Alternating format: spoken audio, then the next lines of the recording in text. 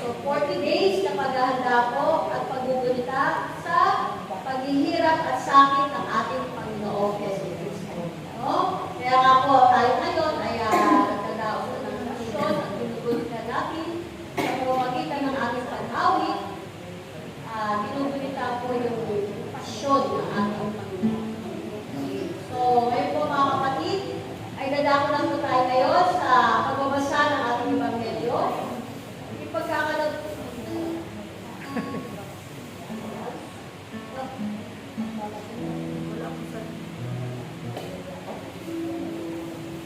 ano ba?